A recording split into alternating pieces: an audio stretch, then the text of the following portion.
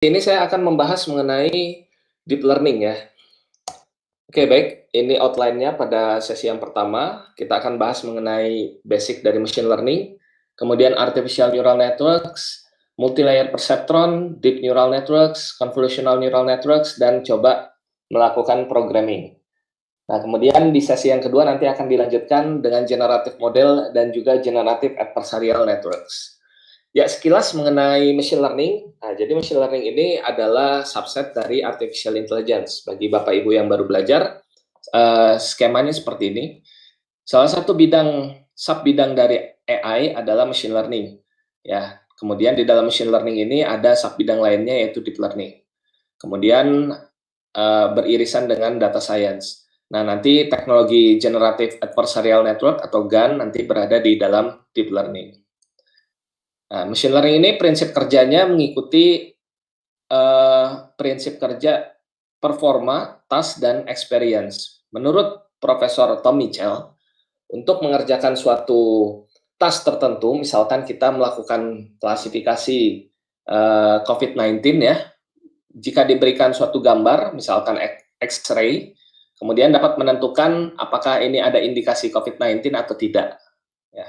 Nah, di situ adalah task-nya. Kemudian kita menggunakan data experience, data E tadi experience untuk membuat suatu model cerdas yang dapat menerima input suatu gambar X-ray dan menghasilkan prediksi berupa label, yaitu apakah ada indikasi COVID-19 atau tidak.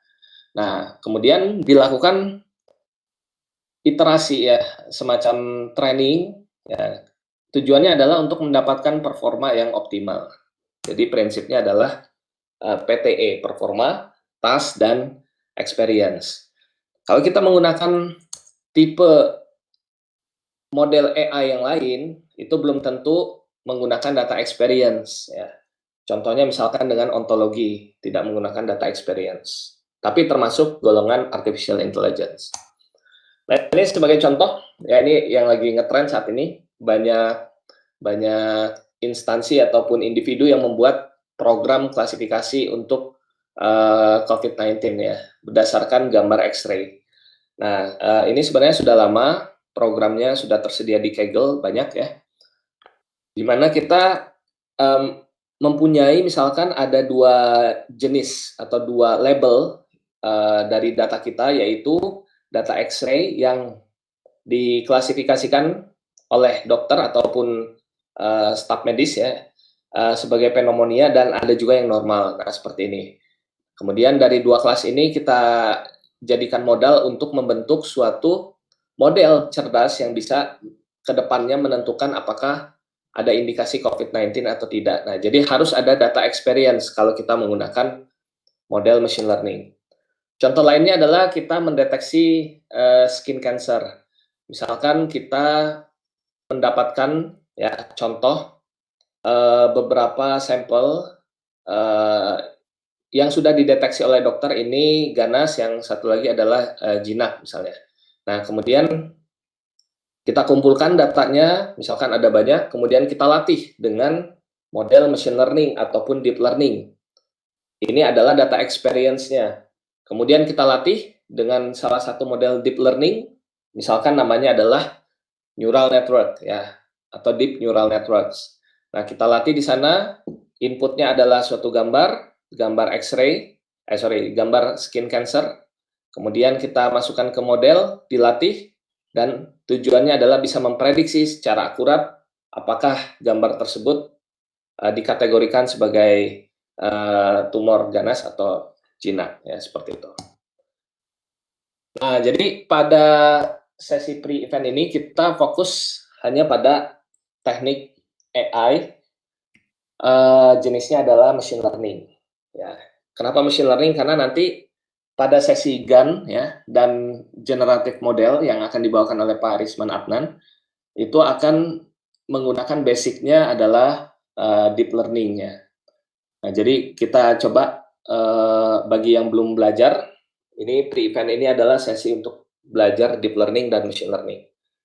Bagi yang baru datang silakan di-download resource-nya di Medium. Kita akan coba membuat program klasifikasi COVID-19 dengan convolutional neural networks. Dan juga itu source code-nya sudah saya bagikan, silakan diakses ya. COVID-19_CNN. Jadi Bapak Ibu bisa langsung nyoba cara membuat program klasifikasi untuk menentukan COVID-19. Hari ini targetnya seperti itu.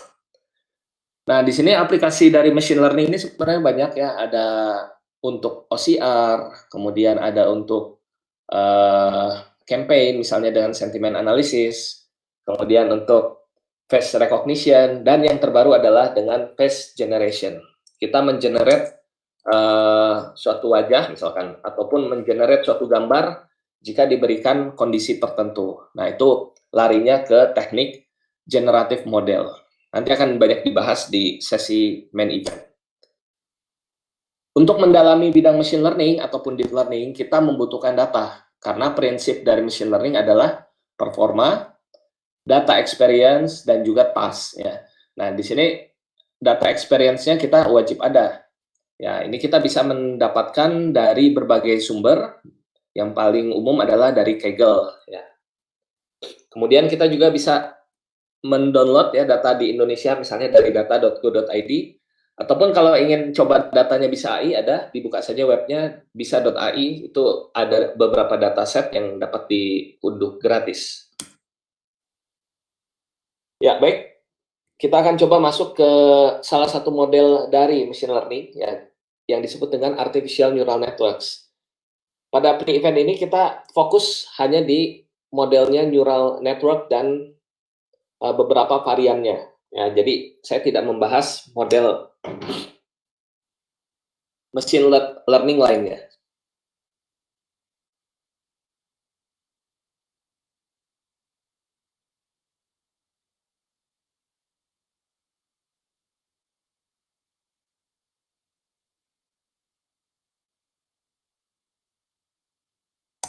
Ya, jadi salah satu model yang ada di machine learning ini sudah cukup lama ya, yang disebut dengan neural network atau banyak yang mengatakan artificial neural network. Nah, model ini terinspirasi dari cara kerja otak manusia, di mana tersusun atas cell body, soma, kemudian sejumlah fiber disebut dengan dendrit, dan axon. Ya. Nah, nanti kita analogikan ini sebagai input di dalam neural network. Ya, seperti ini. Kita punya input layer, kemudian biasanya kita punya hidden layer, dan kita punya output layer. Dan biasanya di dalamnya terdapat suatu fungsi aktivasi yang tujuannya adalah mengubah suatu range nilai yang masuk ke dalam neuron ke range tertentu. Prinsipnya seperti ini. Nah, ini tadi kalau kita lihat dari Brainworks ya, seperti ini. Kita punya input ya, kemudian kita punya suatu layer tersembunyi, dan kita punya output ya di sini. Nah, jadi ini diadaptasi ke neural network yang biasa kita gunakan. Mungkin Bapak Ibu sudah terbiasa saat ini, dan juga terus berkembang ya hingga saat ini ke model generative adversarial networks. Nah, sebenarnya banyak tipe dari neural network. Ada yang single layer neural network ya, seperti Hopfield network. Kemudian multi layer feed forward network. Contohnya adalah backpropagation dan lain sebagainya. Ini kita akan bahas pada hari ini. Ada temporal neural network, contohnya adalah LSTM dan recurrent neural network. Kemudian ada self-organizing neural network dan sebagainya. Ini saya skip ya. Nah, kemudian aplikasinya apa dari neural network ini? Ada banyak ya. Yang pertama ada klasifikasi. Jika diberikan suatu input tertentu, dia dapat mengklasifikasikan suatu label tertentu. Kemudian ada pattern matching ya, kita memproduksi suatu pattern yang berasosiasi dengan apa yang kita inputkan dan lain sebagainya. Jadi ini banyak sekali aplikasinya. Bisa dilihat saja di tutorial sebelumnya, ini sudah saya bahas ya. Deep Neural Network, silahkan di YouTube Bisa AI, di alamat youtube.com/bisaai. Nah, kita masuk langsung ke cara kerjanya. Misalkan kita memiliki suatu input ya, ada X1, X2 hingga dengan Xn. Kemudian akan terhubung ke suatu neuron ya, di mana ini akan dilakukan pemrosesan ya. Nah, untuk menghubungkan antara input dengan neuron harus melewati suatu bobot ya. disebut dengan weight. Nah, bobot ini yang menghubungkan dengan neuron. Sehingga jika kita ingin menghitung nilai neuron yang masuk ke sini, yaitu gabungan antara nilai input dikali dengan bobotnya, ditambah dengan input berikutnya dikali dengan bobotnya, hingga dengan input terakhir dikali dengan bobot terakhir. Jadilah nilai input di neuron. Nah, input di neuron ini mungkin range-nya akan sangat besar, ya, ataupun akan sangat kecil, sehingga perlu kita lakukan aktivasi, ya. Nah, maka di dalam neuron ini akan ada suatu fungsi yang disebut dengan activation function atau fungsi aktivasi, yang mana fungsinya adalah mengubah ke range tertentu. Nah, kemudian setelah keluar dari neuron ini, maka kita akan mengoutputkan ke ke output ya. Di sini akan memprediksi, misalnya kasusnya adalah klasifikasi. Kita memprediksi suatu label. Tadi misalkan apakah terkena COVID-19 atau tidak gitu. Atau misalkan ada indikasi diabetes atau tidak, seperti itu contohnya. Nah, kalau kita lihat di sini tadi saya sudah bahas mengenai fungsi aktivasi yang ada di dalam neural network ya. Nah, kita hitung terlebih dahulu nilai neuronnya. Neuron yang ini kita hitung dengan cara seperti ini. Sigma dari XI dikali dengan WI. Artinya adalah, karena ini sigma ya, dia mulai inisialisasinya 1 sampai dengan N, berarti di sini akan X1 dikali dengan W1 ditambah dengan X2 dikali dengan W2 sampai dengan X yang ke N dikali dengan WN. Ini nilai neuron kita. Kalau kita lihat lagi di sini, maka nilai neuron adalah X dikali dengan W tambah dengan X2 dikali dengan W2 sampai dengan XN dikali dengan WN. Jadilah nilai neuron. Nah, kemudian kita lakukan aktivasi. Yang paling mudah adalah dengan fungsi sign seperti berikut. Ya, sebelah kanan ini adalah fungsi sign, di mana rules-nya adalah jika neuron yang kita dapatkan nilainya lebih besar sama dengan nilai theta ya atau threshold di sini, maka kita jadikan outputnya sebagai +1. Jika nilai neuron yang sudah kita hitung tadi lebih kecil daripada theta atau threshold, maka kita jadikan nilai -1. Sebagai contoh, misalkan nilai X1 saya misalnya 1, X2-nya 0 misalnya. Nah, kemudian nilai weight-nya di sini adalah 0,5 misalnya. Di sini adalah 0,2. Nah, sehingga nilai neuron kita adalah 0,5 karena 1 dikali dengan 0,5 ditambah dengan 0 dikali dengan 0,2 adalah 0,5. Nah, nilai neuron kita, input di neuron ini adalah 0,5. Kemudian masuk ke aktivasi. Tadi rules-nya adalah jika nilai X-nya lebih besar sama dengan threshold, maka jadikan keluarannya sebagai +1. Nah, misalkan nilai threshold kita adalah 0,6.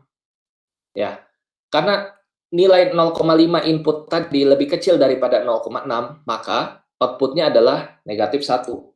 Seperti ini. Di sini adalah -1. Ya. Jadi seperti itu cara kerjanya. Ini akan banyak digunakan nanti di teknologi GAN ya. Jadi Bapak Ibu, bagi yang baru belajar boleh dipahami. Oke.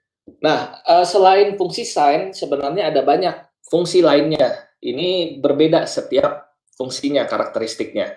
Ada yang disebut dengan fungsi step ya, step function. Rules-nya adalah jika suatu nilai, ini ada yang bertanya slide-nya nggak pindah. Nah, kalau slide-nya freeze boleh di refresh ya. Bisa tampilnya silakan di refresh biar muncul lagi slide-nya. Oke, di sini ada step function di mana rules-nya adalah jika nilai X-nya lebih besar sama dengan 0, maka jadikan 1. Jika di bawah 0, jadikan 0. Ya, ini step function. Kemudian ada sigmoid function, yaitu rumusnya 1/1 plus eksponen pangkat negatif X. Dimana kalau kita lihat kurvanya, grafiknya seperti ini. Ya. Nah, kalau kita terjemahkan, grafiknya adalah kita, misalkan ada suatu nilai X yang masuk ke dalam neuron. Kita akan coba mengubahnya menjadi suatu range di antara 0 sampai dengan 1. Itulah karakteristik dari sigmoid. Kemudian ada juga linear function, ya seperti ini contoh. Nah, jadi yang dilakukan fungsi aktivasi di dalam suatu neural network itu adalah dia menerima suatu input, ya. Kalau kita lihat lagi yang tadi inputnya di sini, kemudian masuk ke dalam fungsi aktivasi dan menghasilkan suatu nilai baru. Ya, nanti kita lihat aplikasinya. Nah, yang banyak digunakan saat ini karena kemunculan dari deep learning adalah fungsi aktivasi yang tipenya adalah non-linear. Kenapa non-linear?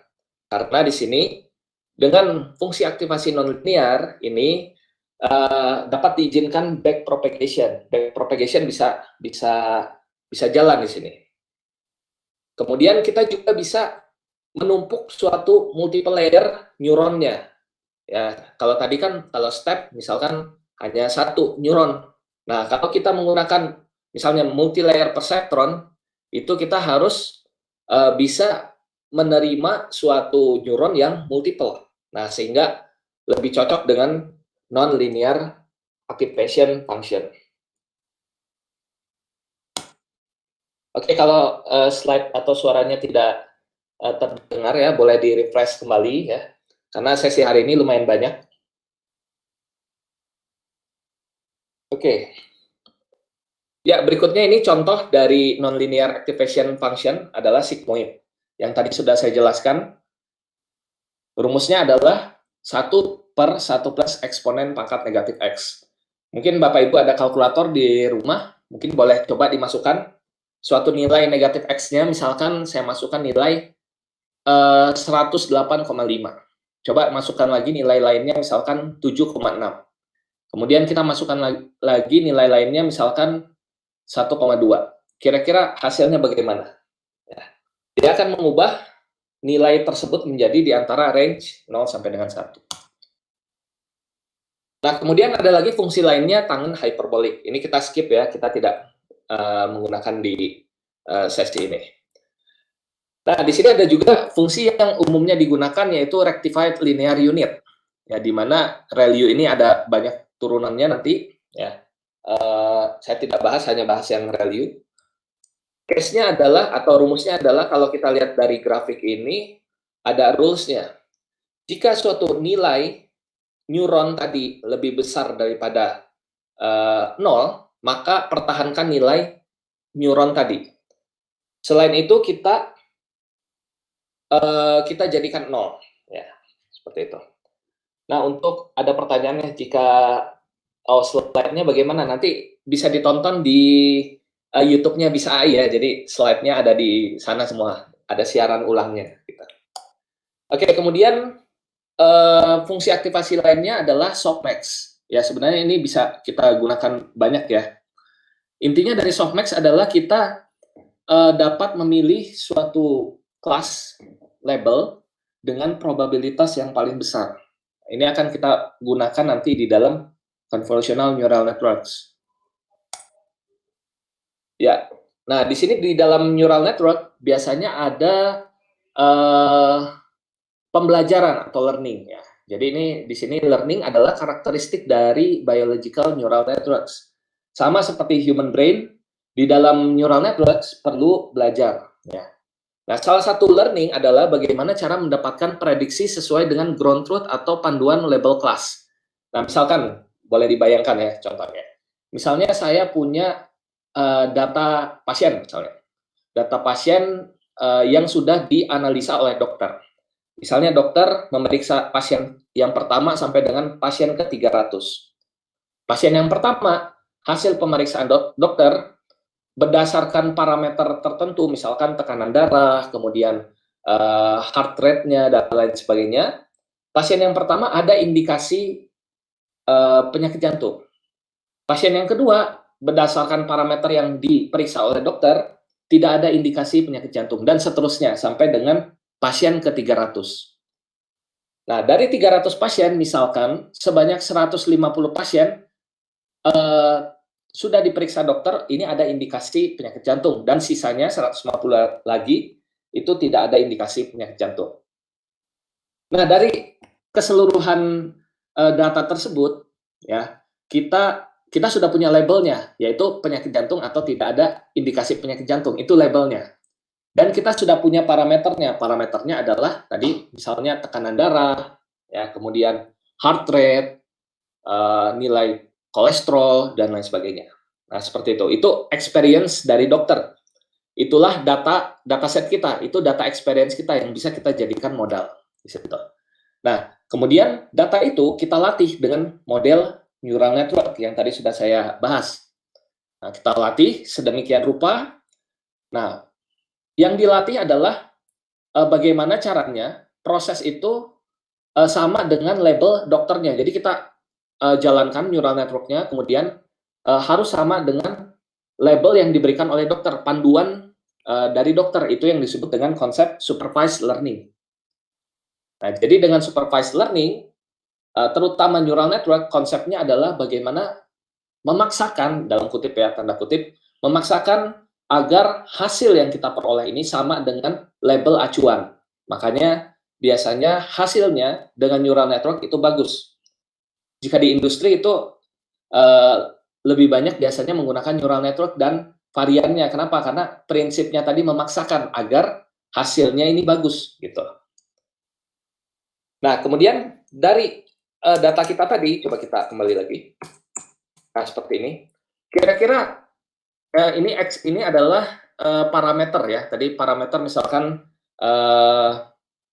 heart rate, kemudian tekanan darah dan lain sebagainya. Dan Y ini adalah prediksi dari dokter. Jadi ini adalah input datanya, yang ini adalah outputnya.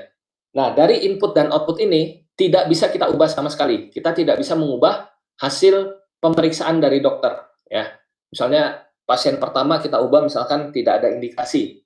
Padahal sebenarnya hasilnya ada indikasi. Nah, itu tidak boleh.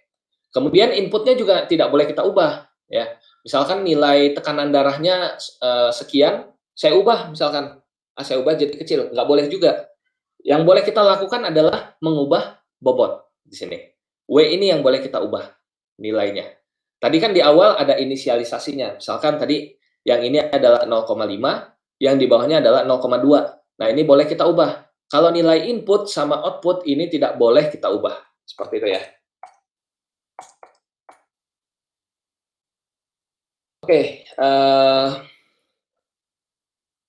jadi yang boleh diubah adalah bobot atau weight. Ya, baik, kita coba lanjutkan. Nah, sebelum ya nanti saya bahas ya pertanyaan dari Bang Danu ini. Kalau error prediksinya bagaimana? Nanti ada di slide berikutnya. Oke, jadi kemunculan dari neural network awalnya ini adalah perseptron. Ini sudah lama sekali modelnya. Mungkin sebelum kita lahir sudah ada model ini. Ya.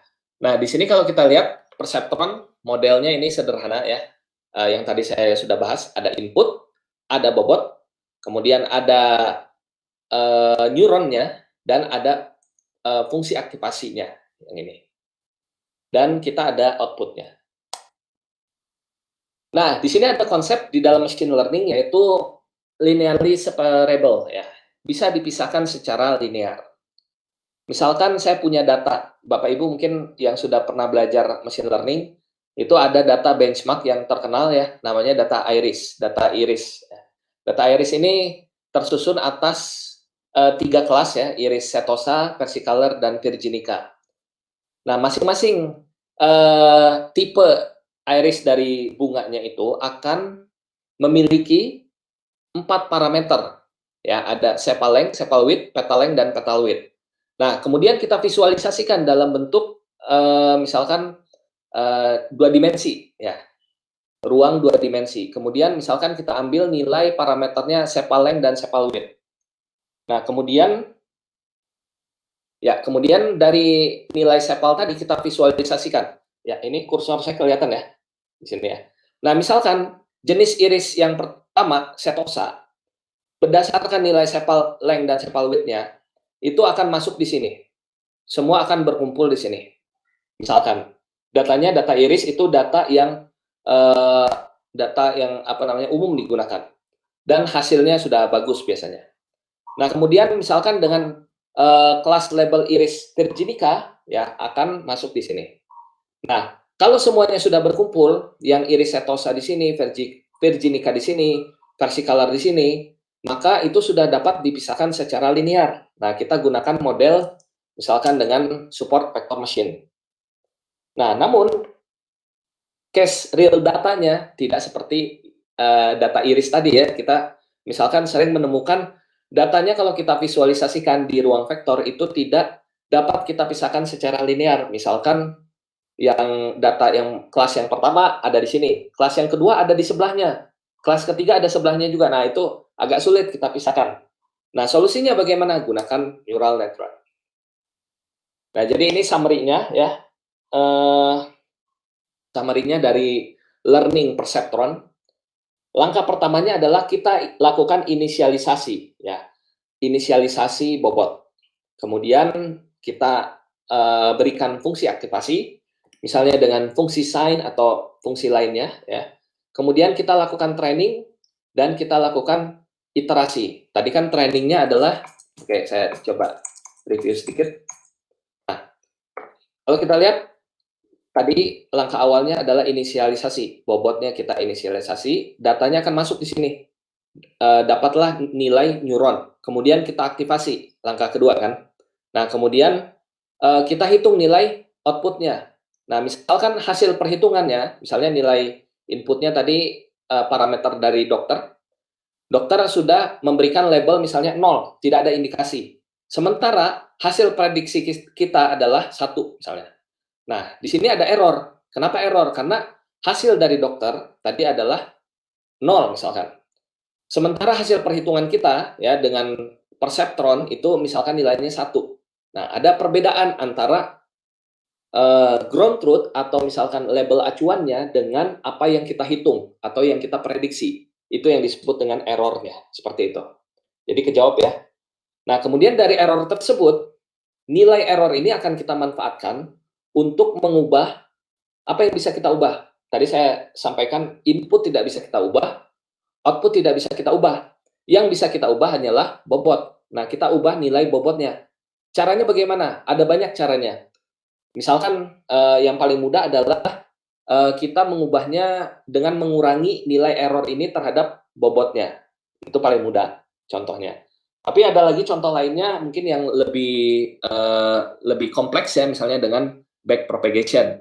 Ya, kita dapatkan nilai errornya, kemudian kita turunkan nilai error tadi terhadap masing-masing bobot. Tujuannya adalah mendapatkan nilai deltanya, nilai seberapa signifikan error tersebut terhadap nilai bobot. Nah, nanti kita akan bahas di slide berikutnya. Oke, seperti itu ya. Bapak Ibu silakan sambil dilihat slide-nya ya. Sorry, bukan slide, tapi materinya saya sudah bagikan. Oke, saya coba bagikan lagi bagi yang baru datang.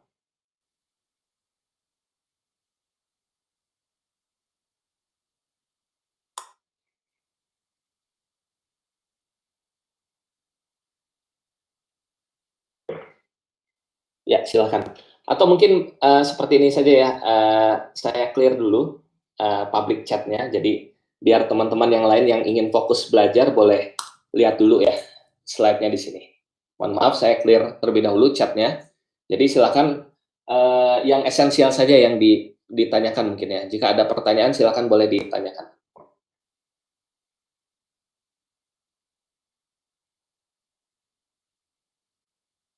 Sebentar.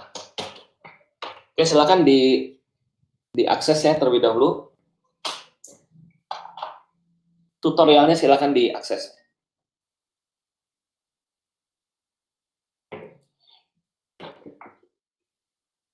Oke, kita coba lanjutkan. Nah, tadi kan kita tidak bisa melakukan pemisahan di antara kelas label yang pertama, kedua, dan seterusnya. Nah, sehingga kita perlu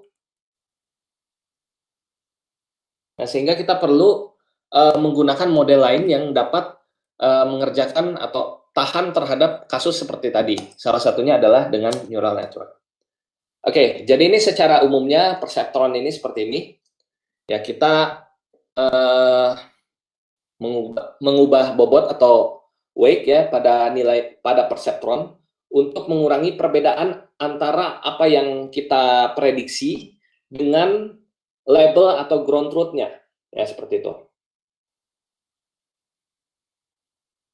Oke, kemudian berikutnya adalah kita coba inisialisasi bobot ya secara random misalkan di antara nilai minus 0,5 sampai dengan 0,5. Nah, kemudian nilai bobot ini akan diupdate berkala ya dengan nilai bergantung pada error yang kita dapatkan. Nah, ini kebetulan nih ada pertanyaan dari Daniel ya, cara menentukan nilai bobotnya gimana? Nah, cara menentukannya ada banyak sebenarnya. Kita harus baca publikasi sebelumnya.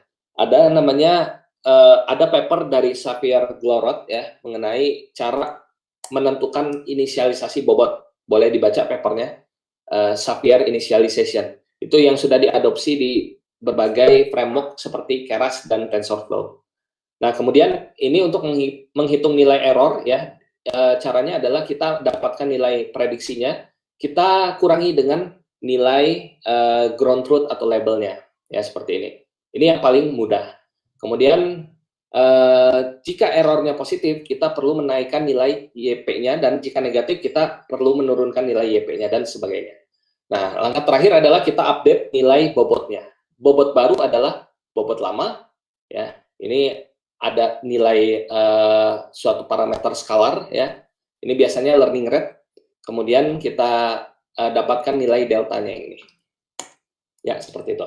Nah, ini ada contoh kasus artificial neural network ya. Nah, ini silakan Bapak Ibu bisa lihat ya.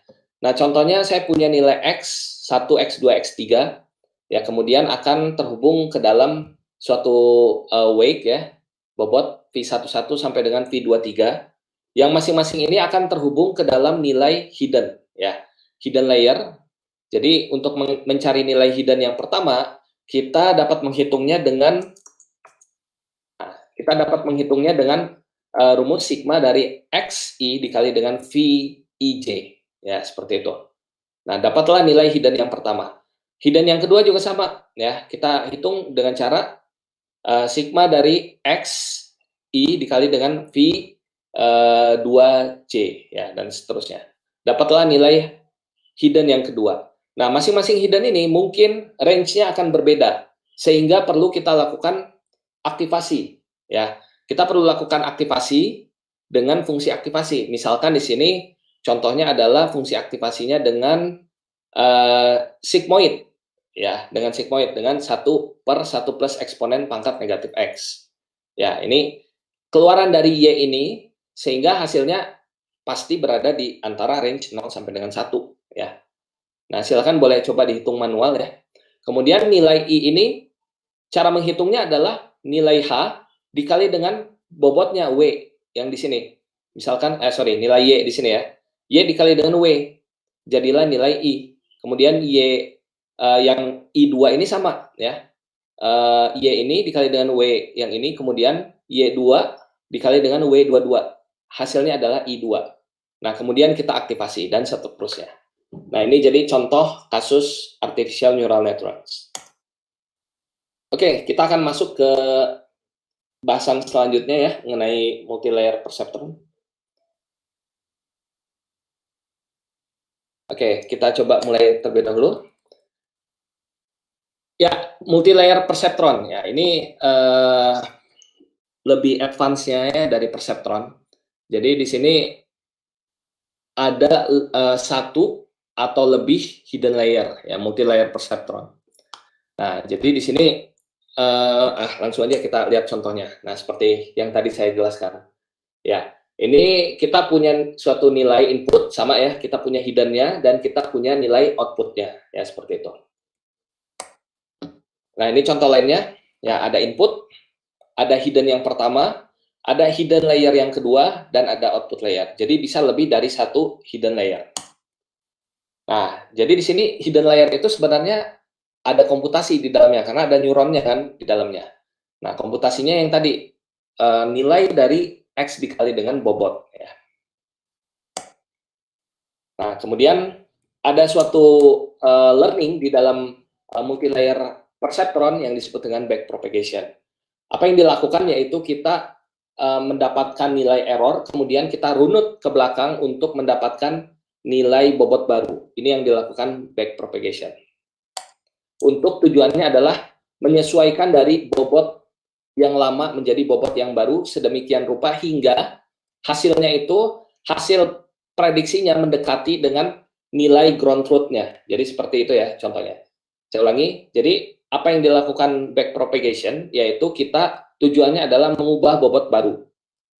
Mengubah bobot lama menjadi bobot yang kalau kita hitung ulang hasilnya itu akan mendapatkan nilai prediksi, Y prediksi yang mendekati nilai Y ground truth kita ya, atau Y label kita. Nah, di sini di backpropagation ada dua ya. Yang pertama ada input layernya ya. Kemudian berikutnya adalah output layernya dan ada hidden layernya. Ya, ini kita langsung contoh kasusnya aja ya. Oke, nah kalau kita lihat dari skemanya, ketika kita menghitung nilai hidden ya dan menghitung nilai output layer, ini yang disebut dengan feed forward ya. Dia akan melakukan sekuensial, berurutan dari mulai X dikali dengan W jadilah nilai hidden. Kemudian kita aktifasi nilai hiddennya menjadi nilai range tertentu. Kemudian untuk mendapatkan nilai Y, kita hitung dengan cara hidden dikali dengan bobot yang ini. Jadilah nilai Y prediksi di sini. Nah, kemudian kita hitung perbedaan antara Y prediksi kita dengan nilai ground truth kita. Misalkan hasil analisa dokter tadi misalnya labelnya 1, sementara perhitungan kita 0, ya kita hitung ulang gitu. Nah, kemudian setelah kita hitung, misalkan oh perbedaannya sekian. Nah, nilai perbedaan itu yang akan kita manfaatkan untuk melakukan runut ke belakang. Kita ubah masing-masing bobot ini ya. Nah, kemudian ada teknik lagi gradient descent. Nanti kita bahas lebih lanjut ya, gradient descent. Nah, ini tahapan learningnya hampir sama dengan perceptron tadi, inisialisasi, kemudian feed forward network, kemudian kita dapatkan errornya, kemudian kita lakukan backpropagation, ya kita dapatkan nilai perbedaan antara seberapa signifikan error kita terhadap masing-masing bobot ya, backpropagation, kemudian kita update nilai weight-nya atau bobotnya dengan bobot baru yang lebih optimal hasilnya. Dan kita lakukan iterasi lagi sampai konvergen. Iterasinya apa yang dilakukan? Kita ulangi lagi prosesnya, feed forward lagi, ya. Kemudian kita hitung errornya, kita lakukan backpropagation, kemudian ubah bobotnya, ulang lagi. Nah, kapan dia akan berhenti? Sebenarnya ada beberapa kasus kapan kita bisa berhenti. Salah satunya yang pertama adalah ketika tidak ada penurunan nilai error. Ya, ketika tidak ada lagi penurunan nilai error, maka itulah stop case-nya. Atau kasus lainnya tidak, misalkan tidak ada penurunan nilai error, tapi kita masih tetap jalan. Bisa juga seperti itu, ya, berdasarkan sekian kali loop epochnya.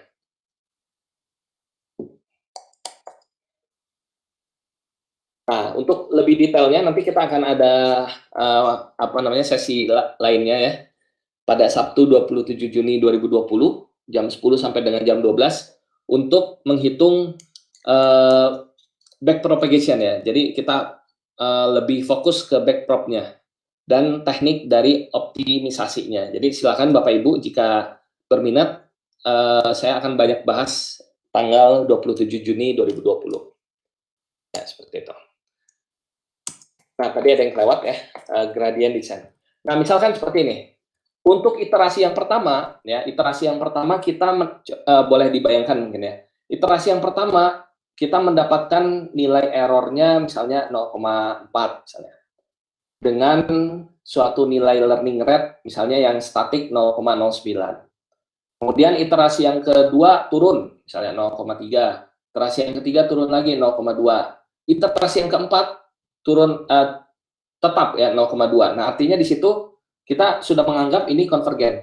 Nah, tapi perlu waspada juga. Bisa jadi ini bukan yang paling rendah ya, errornya. Nah, bisa jadi karena nilai dari learning rate kita misalnya statik. jadi dia agak lambat, kemudian dia menganggap ini sudah konvergen, tapi sebenarnya tidak. Nah, bisa jadi kasusnya seperti itu.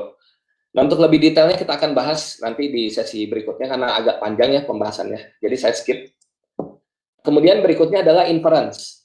Nah, jadi setelah kita melakukan training sampai dengan selesai, nah kemudian kita coba model tersebut kita implementasikan di suatu proses inference, ya, di mana kita dapat menerima suatu input berdasarkan apa yang kita latih tadi. Misalnya yang kita latih adalah data tabular, maka inputnya tabular juga. Ya, misalnya data tabular masuk lagi, tapi belum pernah dilatih sebelumnya. Ya, nah karena belum pernah dilatih, maka itu adalah data baru, data yang asing bagi model kita. Nah, tapi kalau learning kita sudah benar, maka dengan mudah itu akan bisa diprediksi data baru tersebut dengan model yang telah kita bangun. Ya, diprediksi apanya? Labelnya. Nah, ini sedikit ya. Jadi ANN, Artificial Neural Network, sama Multilayer Perceptron ya. Sebenarnya mirip-mirip ya. Nanti boleh coba cek di tutorial Bisa AI sebelumnya di youtube.com/bisa-ai. Itu sudah saya banyak bahas mengenai perbedaan masing-masing neural network. Oke, berikutnya, nah di sini ada istilah baru ya, deep neural network. Nah, tapi sebenarnya ini sama-sama saja sih menurut saya, ini sama. Gitu. Nah, kita coba sekarang langsung studi kasusnya ya dengan klasifikasi data penyakit jantung. Ya, silakan Bapak Ibu yang ingin coba eksperimen langsung ya, boleh. Datanya ambil dari Kaggle. Sebentar saya kirimkan datanya.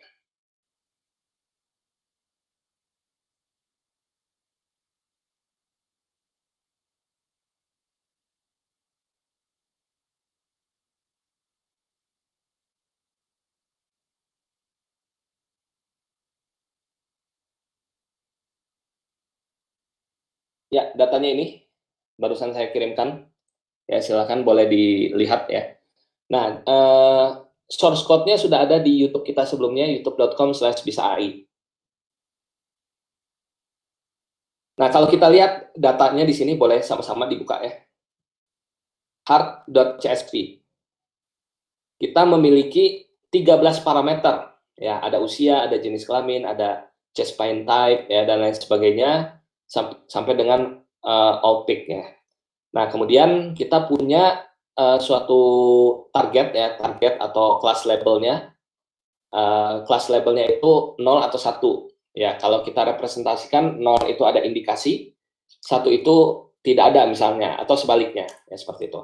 Nah, dengan data hard ini, kita bisa mengambil 13 parameter ini. Kemudian kita masukkan ke dalam neuronnya. Kita masukkan 13 parameter ini ke dalam neuronnya. Dan targetnya ini adalah 0 atau 1. Ya, seperti itu ya. Lebih detailnya, ya seperti ini. Flow yang umumnya digunakan untuk melakukan klasifikasi. Tadi kan case kita adalah klasifikasi.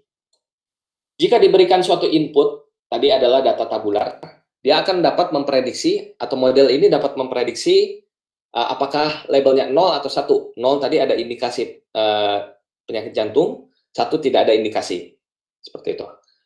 Nah, langkah yang umumnya dikerjakan di dalam machine learning atau deep learning ini seperti flow berikut ya. Kita baca dulu datanya. Datanya data apa? Data penyakit jantung tadi kita baca.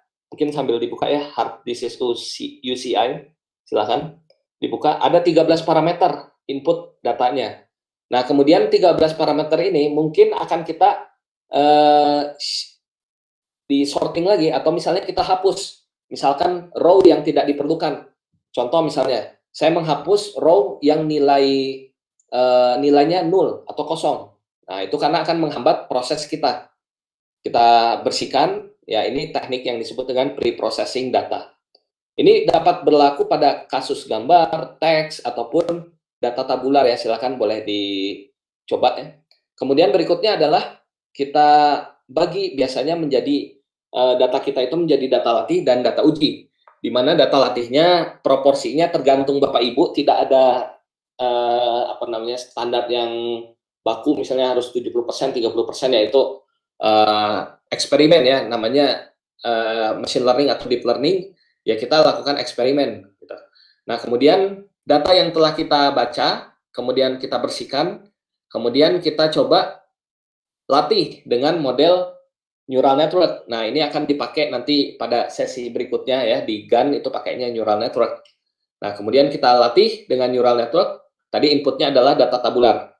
Nah, kemudian hasilnya adalah model cerdas yang dapat hasilnya adalah model cerdas yang dapat menerima input data tabular tadi dan menghasilkan prediksi apakah ada indikasi penyakit jantung atau tidak ya. Nah, tapi sebelum kita gunakan untuk inference yang tadi sudah saya bahas, sebaiknya kita lakukan pengujian dulu dengan data testing, di mana data testing ini belum kita gunakan untuk training. Ya, kita gunakan data testing, kita evaluasi model kita. Nah, hasilnya kalau misalkan hasilnya sudah bagus, kita bisa inference ya, seperti itu. Nah, kemudian kita juga perlu melakukan evaluasi. Nah, evaluasi yang paling umum digunakan adalah precision, recall, akurasi.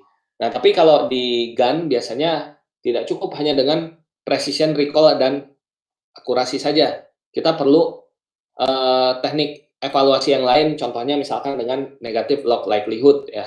Atau misalnya di domain machine translation, kita tidak menggunakan precision, recall, dan akurasi, tapi kita menggunakan blue score. Ya, jadi evaluasi ini tergantung dari domain yang kita kerjakan, gitu.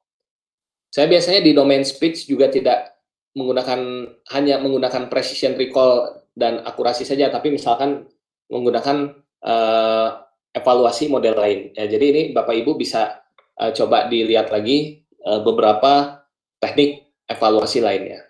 Nah, tapi secara umumnya, misalkan kita punya apa namanya data atau hasilnya seperti berikut, atau nanti ada slide berikutnya yang lebih mudah. Oke, nah sekarang kita coba masuk langsung ke dalam convolutional neural network, biar keburu untuk ngoding ya. Jadi di sejam terakhir kita coba untuk ngoding.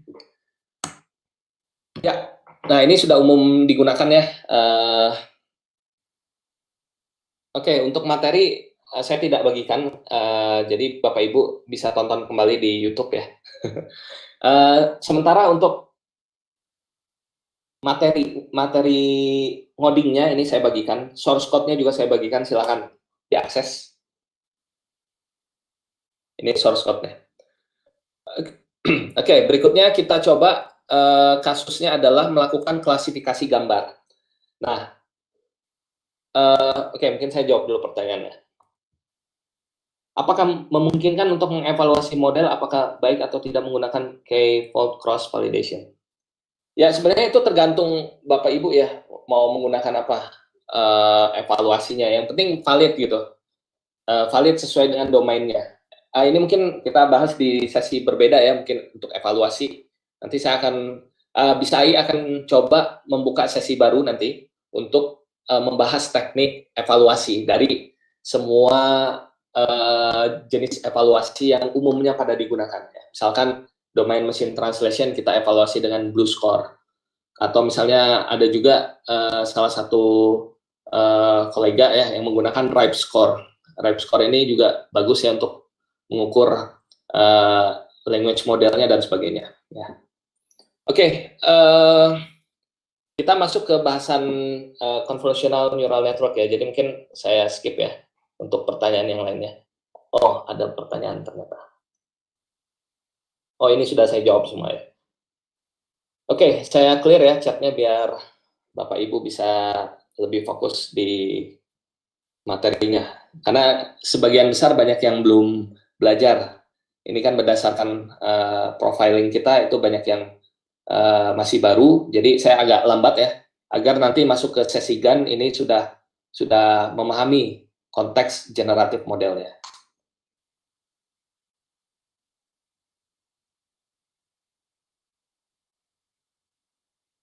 Ya, baik, kita coba.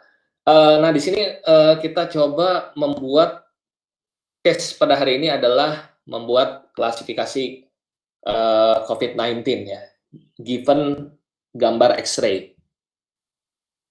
Ya, jadi jika diberikan suatu gambar X-ray, kita bisa melakukan klasifikasi, mengklasifikasikan gambar ini apakah ada indikasi ini ada COVID-19 atau ini normal, gitu. Atau misalnya yang lebih advance bisa membedakan tipenya, misalnya COVID-19, SARS, MERS-CoV, pneumonia, dan lain sebagainya. Pneumonia juga ada jenisnya, misalkan yang bakteri atau virus, ya, seperti itu. Nah, flow-nya sama seperti yang tadi sudah saya bahas ya untuk data tabular, karena sebagian besar ya seperti ini modelnya. Flow-nya, kita baca data, datanya berupa X-ray gambar. Tadi ada dua kelas ya. Kelas yang pertama adalah kelas COVID-19.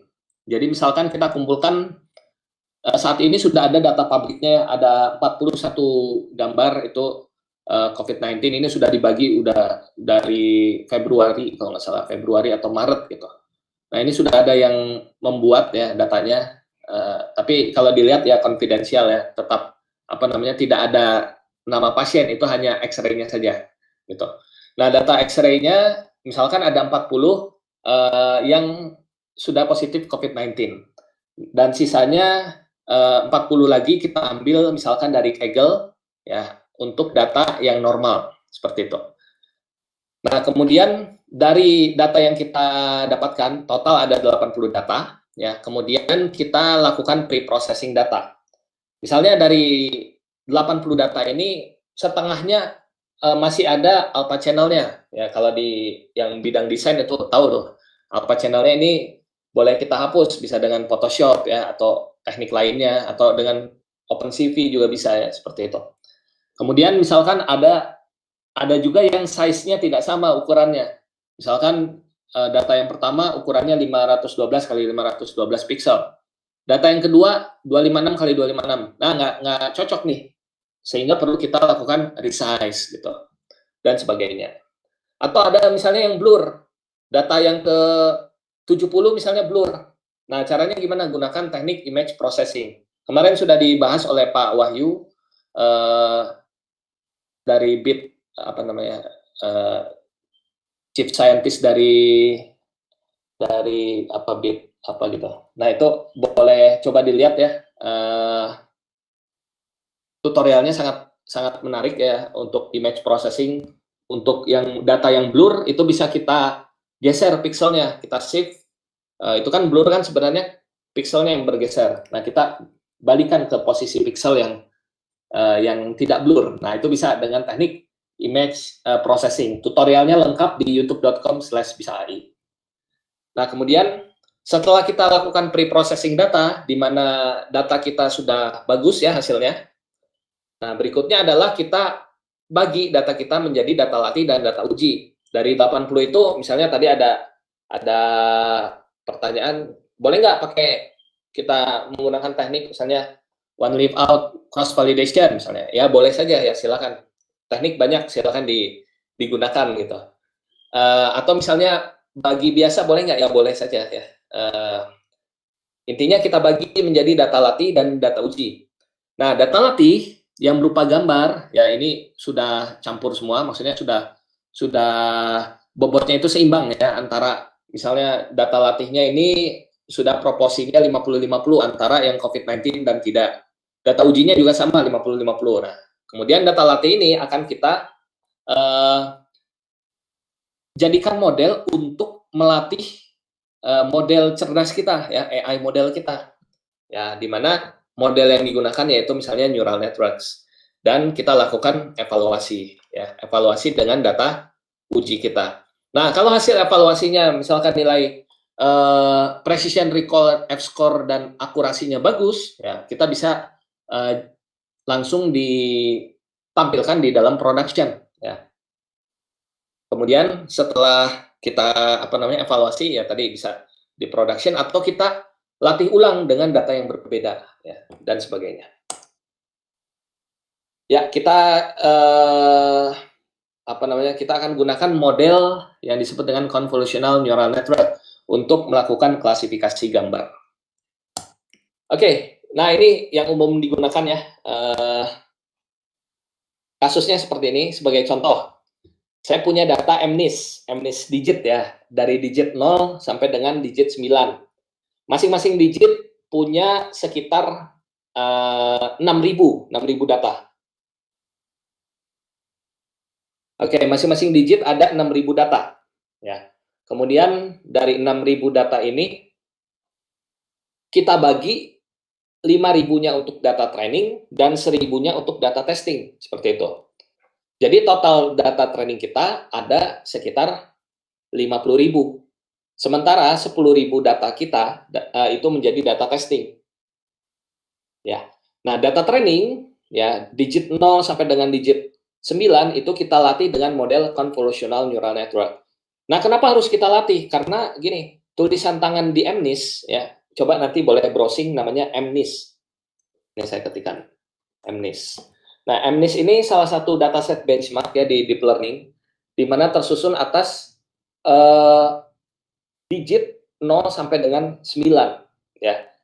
Misalnya ini angka 4. Ada yang nulisnya seperti ini. Kalau seperti ini kan umum digunakan. Tapi ada juga yang empatnya, misalkan empatnya seperti ini empatnya. Nah, gitu. Jadi tidak pada umumnya empatnya. Nah, kita harus bisa membedakan antara digit 4 dengan digit 3 dan seterusnya. Nah, ini task yang akan kita kerjakan. Gitu. Nah, kemudian bagaimana cara kerjanya? Cara kerjanya adalah dari gambar input kita, misalkan inputnya adalah 32 kali 32. Ya. Nah, kemudian di dalam convolutional neural network itu sebenarnya tersusun atas automatic feature extraction, ya, yang dimana tersusun atas dua layer biasanya. Ya, ini biasanya ya, bisa diganti layer lain. Biasanya yaitu layer konvolusi dan layer subsampling ya, atau max pooling yang biasa gunakan ya. Nah, jadi saya ulangi, untuk bagian dari convolutional neural network itu biasanya ada dua. Yang pertama adalah bagian automatic feature extraction. Nah, ini yang saya lingkari kursornya, mungkin kelihatan ya kursornya. Nah, dari sini sampai sini ini yang disebut dengan automatic feature extraction. Kita mengekstraksi fitur secara otomatis. Fitur itu apa? Representasi dari gambar. Kenapa harus menjadi fitur? Karena machine learning atau deep learning nggak bisa membaca selain numerik. Yang bisa dibaca hanyalah numerik. Contoh teks. Teks nggak bisa dibaca langsung. Cara membacanya gimana? Cara membacanya adalah ekstrak teks itu menjadi fitur, representasi dari teks. Suara nggak bisa langsung dibaca. Caranya gimana? Ekstrak suara itu menjadi fitur. Gambar juga nggak bisa, kita ekstrak dengan fitur. Jadi fitur itu adalah representasi dari apa yang kita kerjakan, domain yang kita kerjakan. Gambar fiturnya misalnya pixel, atau misalnya bottleneck fitur, ya bisa seperti itu. Suara misalnya ada banyak ya, kalau mau lihat tutorialnya ada di YouTube Bisa AI untuk suara ya, video dan lain sebagainya. Nah, kemudian proses yang kita kerjakan di sini adalah misalkan kita punya layer di dalam automatic feature extraction, yaitu ada konvolusi dan juga subsampling atau max pooling. Nah, ini untuk bagian yang pertama. Output dari bagian pertama adalah representasi dari domain awalnya, dari gambarnya, tapi sudah tidak berbentuk gambar yang bisa kita lihat lagi, sudah berbentuk fitur yang biasanya disebut dengan latent space. Nah, latent space ini adalah representasi dari domain awal kita, seperti itu ya. Nah, nilai latent space atau bottleneck itu akan kita forward ke dalam classifier. Jadi ada classifiernya. Yang kedua adalah classifier ya. Bagian yang kedua adalah classifier. Nah, classifiernya apa yang dilakukan? Kita bisa mengganti, misalkan dengan SVM ya, dengan classifier lainnya. Nah, tapi di sini biasanya umumnya classifiernya itu yaitu deep neural network umumnya. Ya, karena proses di dalamnya kan biasanya ada hidden lagi dan ada outputnya, di mana outputnya itu ada softmax bagi Bapak Ibu yang sudah belajar ya. Nah, jadi seperti itu. Jadi saya ulangi sedikit summary. Inputnya adalah suatu gambar, ya. Outputnya adalah prediksi ini kelasnya apa? Apakah kelas digit 0? Jadi misalnya ini gambar 4 nih.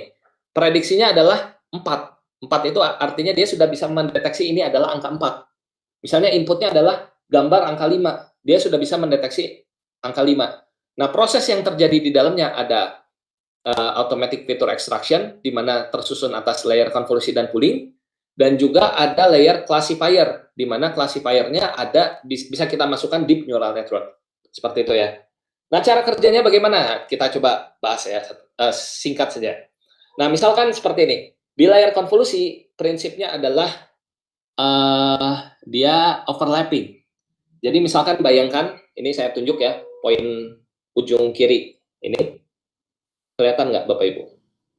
Nah, ujung paling kiri atas itu disebut dengan layer 0,0, pixel 0,0. Sementara yang paling bawah sini, ini adalah 31,31.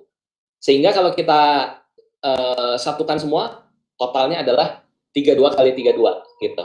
Dan ini tidak RGB, tapi misalnya hitam putih ya.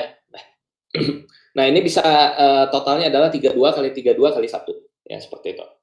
Nah, nanti sebenarnya ini boleh nggak kita tidak masukkan ke dalam CNN untuk mendeteksi gambar? Boleh. Masing-masing pixel ini kan ada representasi ya. Misalnya intensitas 0,0 nilainya misalnya 0. Intensitas 0,1 nilainya sekian dan seterusnya. Nah, yang ini mungkin intensitasnya 1 yang saya tunjuk ini karena dia warna hitam gitu. Nah, kita akan masukkan ini semua ke dalam deep neural network. Boleh nggak? Boleh, tapi terlalu besar. Jadi tidak perlu lagi convolutional neural network. Ya, boleh sebenarnya seperti itu. Nah, tapi lebih baik kita ekstrak dulu fiturnya. Tujuannya apa? Agar merepresentasikan dari gambar awal kita dan juga mendapatkan representasi yang lebih kecil dibandingkan kita masukkan 32 kali 32 gitu. Benar nggak? Nah, apa yang dilakukan oleh konvolusi yaitu kita lakukan proses scanning dengan bobot ya, scanning dengan bobot ya ini yang apa namanya? Ini kernelnya. Istilahnya itu kernel. Nah, kernelnya akan melakukan scanning. Misalnya size atau ukuran dari kernelnya adalah 5 kali 5 ya. Maka yang dilakukan adalah dia akan melakukan scanning dari 0,0, 0,1, 0,2, 0,3, 0,4 dan juga ke bawahnya ya. Jadi dia akan scanning 5 kali 5 ya, seperti ini. Ini 5 kali 5 nih. Ya. Nah, kita lakukan scanning sampai dengan satu kali scanning selesai. Berikutnya adalah geser ke sebelahnya, ke poin 0,1 dan seterusnya. Scanning terus. Nah, sifatnya adalah overlapping. Kita bisa apa namanya yang sudah pernah di-scan, kena lagi tuh scan-nya, overlapping. Nah, sehingga akan dihasilkan setelah kita lakukan scanning, ukuran baru yaitu 28 kali 28. Kenapa? Karena mulainya kan 0,1. Mentoknya di berapa? 28 kan? Jadi dia akan melakukan scanning 28 di sini. Ini 28 sampai dengan di sini. Ya, jadi akan dihasilkan layar baru dengan ukuran 28 kali 28.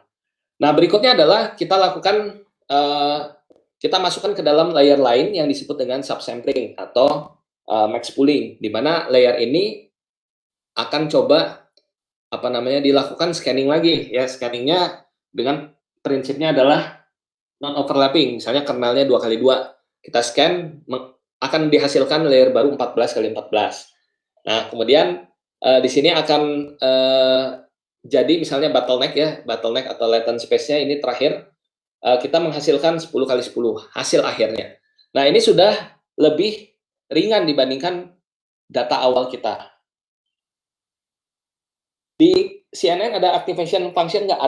Ada ya. Biasanya kita pakai ReLU, Rectified Linear Unit. Di mana ditaruhnya?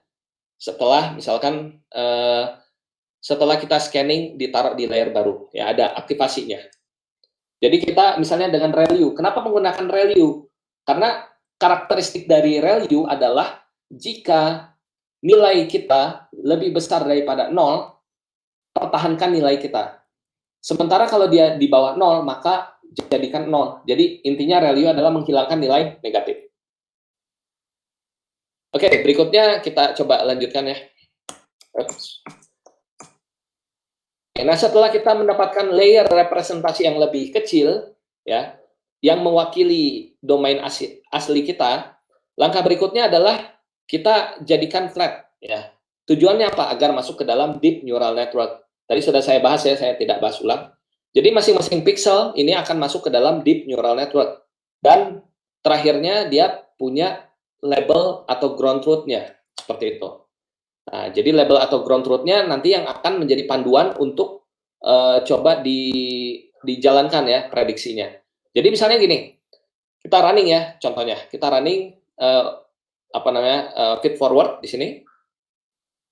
Kita punya data 4 misalnya, kemudian diprediksinya ternyata 5 dan ground truth-nya 4, artinya error. Nah, kita hitung errornya biasanya dengan ya bisa dengan mean square error ya, bisa dengan teknik lainnya. Kita hitung errornya.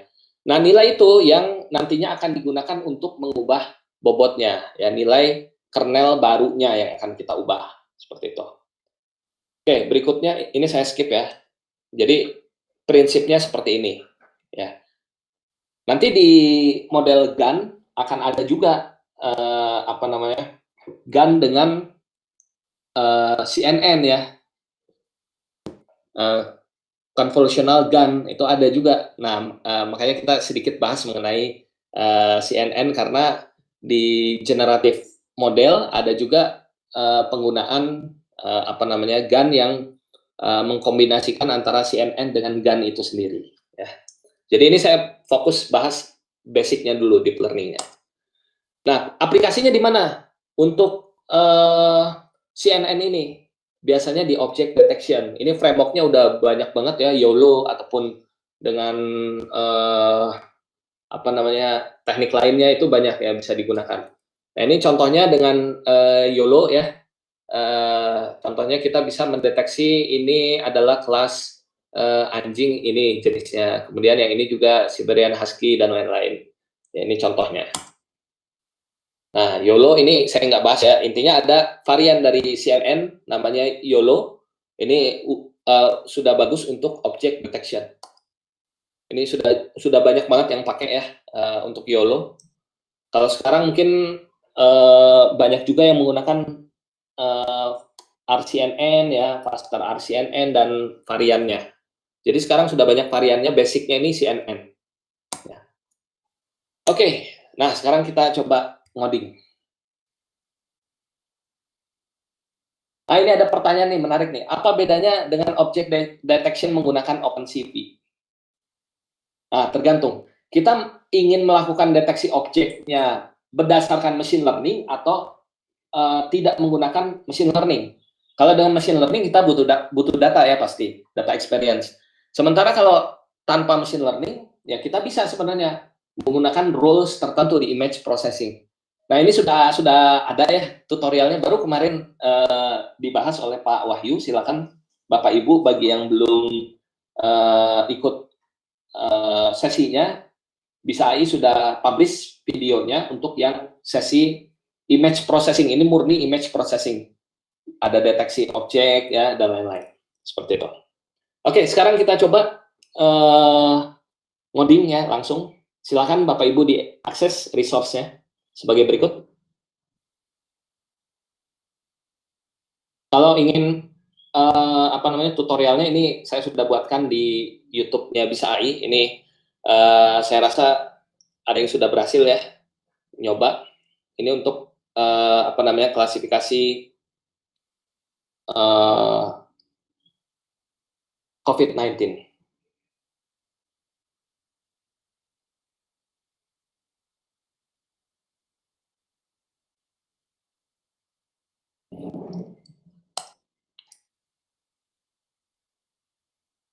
Ya, baik. Sudah semua dibuka atau belum? Ya, kita break dulu. Silakan coba diakses.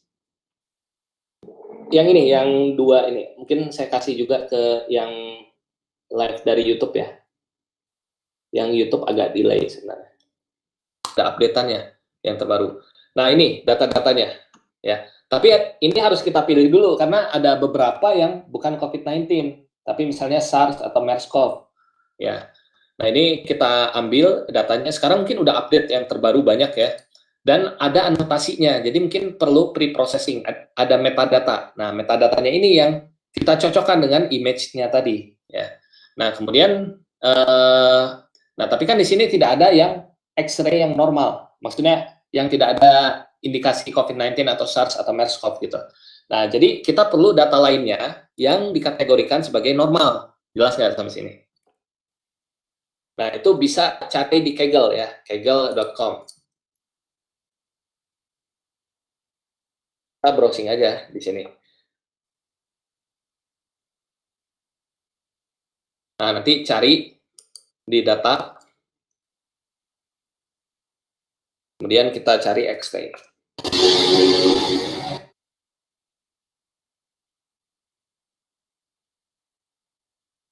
Nah, kemudian kita coba ambil beberapa data dari, ya dicari aja kira-kira mana yang relevan. Nah, kemudian setelah itu kita jadikan 2 kelas di sini.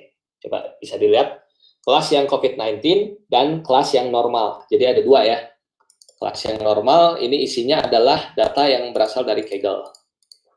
Dan sementara kelas yang COVID-19 ini yang berasal dari dataset publik Dr. Joseph ya tadi, seperti itu. Oke, silakan kalau ada yang mau ditanyakan terkait data ya. Jadi kita aturnya ada 2 folder, folder COVID dan folder normal ya.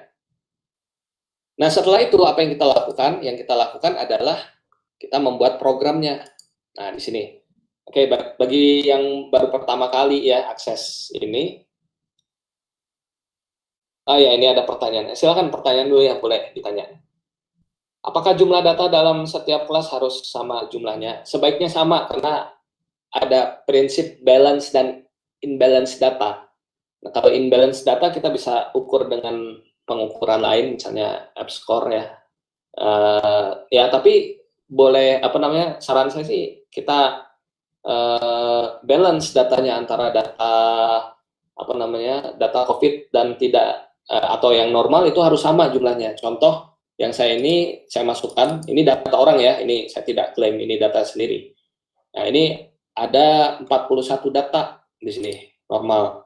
Kemudian yang COVID ada 41 data juga. Jadi kita bisa jadikan ini balance gitu datanya. Jelas ya? Oke, kita coba lanjut ya ke berikutnya. Kalau nggak jelas boleh ditanya atau kurang kelihatan ya, saya zoom coba ya. Nah, ini seperti ini.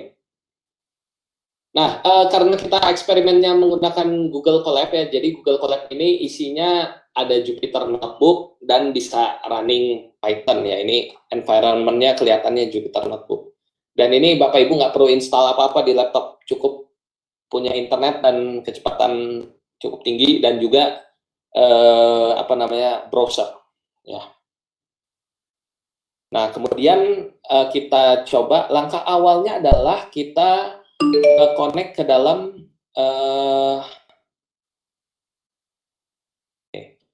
langkah awalnya adalah kita coba connect ke dalam Google Drive. Kenapa kita harus connect? Karena penyimpanan data kita ada di Google Drive ya, seperti ini contohnya.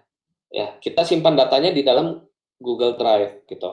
Nah, sementara ngoding kita ini bisa kita lakukan di Google Colab. Saya ulangi ya, Google Colab ini tempat kita ngoding, tempat kita buat data, tempat kita memproses datanya.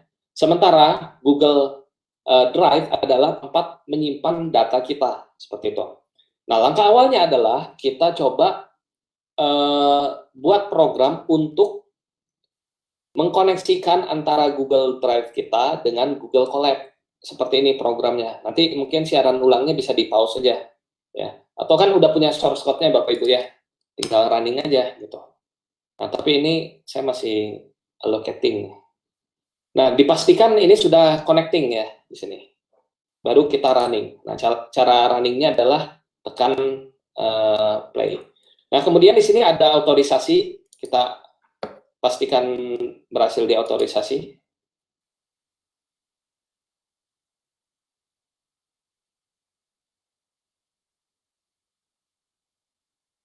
Nah, kemudian kita allow.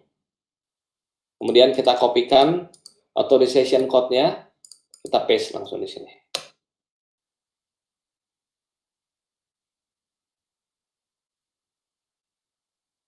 Nah, pastikan kalau sudah berhasil ada tulisannya adalah mounted. Ya, ini artinya antara Google Colab dan Google Drive kita sudah terhubung. Ya. Nah, kemudian kita coba skip ya di next prompt-nya. Ini kita punya program untuk membaca gambar. Saya ulangi, program ini adalah untuk membaca gambar. Gambar apa yang kita baca, yaitu gambar COVID-19 dan juga gambar yang kelas normal. Nah, kalau kita lihat di sini, boleh dilihat ya di sini. Nah, di sini ada perintah glob ya. Di sini glob ini fungsinya adalah kita baca file. Ya, baca filenya apa yang kita baca? Kita baca dari /content /drive my drive. Ini adalah root kita. Jelas ya. Kemudian kita masuk ke folder dataset. Karena saya nyimpannya di folder dataset ya, maka kita arahkan juga di sini dataset. Kemudian karena saya nyimpannya di folder COVID-19, maka saya arahkan juga di COVID-19. Ya, kemudian terakhir COVID-19 X-ray. Seperti ini. Dan di sini ada I. I di sini adalah merepresentasikan dari dua folder saya, COVID dan normal. Jelas ya. I-nya dapat dari mana? Dari sini. Dirs-nya kan kita sudah list dir ya. List dir ini kita list semua dir apa saja yang ada di dalam COVID-19 X-ray. Nah, kita looping. Jadi loopingnya berapa kali kira-kira Bapak Ibu? 2 kali ya. 2 kali kita looping di sini. Looping yang pertama adalah COVID dan yang kedua adalah normal. Nah, berikutnya setelah kita baca ya path-nya, berikutnya adalah kita gunakan library namanya OpenCV. OpenCV ini digunakan untuk ya bisa image processing, bisa image image classification ya, mungkin bisa juga ya di situ. Nah, kemudian kita gunakan library OpenCV untuk membaca path-nya kita tadi ya. Jadi sudah dibaca oleh OpenCV, simpan di variabel im. Nah, berikutnya kita coba resize dengan ukuran tertentu. Kemudian kita coba jadikan array. Dan berikutnya adalah kita coba tumpuk jadi satu kesatuan di variabel X, di mana variabel X ini isinya adalah data X-ray, COVID, dan normal. Ya, seperti itu. Dan Y-nya ini adalah labelnya. Labelnya apa? 0 atau 1. 0 tadi adalah untuk normal, 1 adalah untuk yang COVID. Nah, ini sudah data X-ray, tapi sudah kita bentuk representasinya menjadi array ya, array yang sudah angka semuanya, tidak ada lagi gambar gitu. Tapi bisa nggak kita representasikan jadi gambar? Bisa, tinggal kita cetak saja. Nah, silakan di running ya programnya. Kalau error bagaimana? Path-nya mungkin Bapak Ibu. Path-nya pastikan, kalau saya kan seperti ini path-nya. My drive, dataset, COVID-19, COVID-19 X-ray. Ya silakan diikuti ya. Seperti itu. Nah, silakan di running nanti.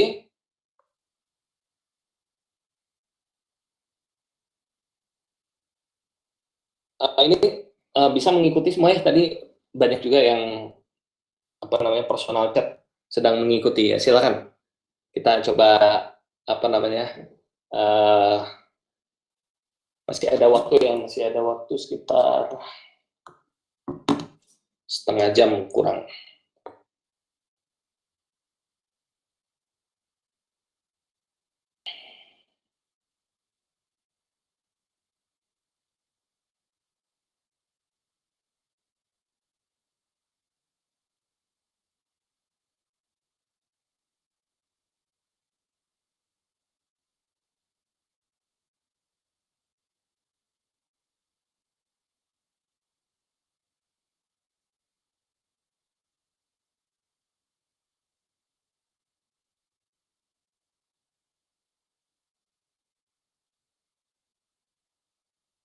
Nah, di sini saya sudah berhasil membaca data yang jumlah yang COVID ya, ada 41 data. Ya, satu lagi adalah yang normal. Nah, jadi ini mohon maaf saya tidak bagi slide-nya, jadi biar nonton YouTube-nya saja diputar ulang, dan juga source code-nya kan sudah saya bagi, jadi Bapak atau Ibu bisa bisa nyoba sendiri gitu. Bisa nyoba sendiri dari source code-nya dan penjelasannya gitu. Kalau PPT-nya saya rasa bisa lihat dari cuplikan YouTube-nya ya gitu. Oke, nah setelah kita jalankan program ini Bapak Ibu silakan modifikasi sendiri. Ini beberapa saya kasih komen ya, beberapa lagi enggak saya kasih komen. Oke, intinya kita sudah membaca dua jenis kelasnya, yaitu kelas COVID dan kelas normal. Nah, kemudian kita coba cetak ya dengan library namanya Matplotlib ya.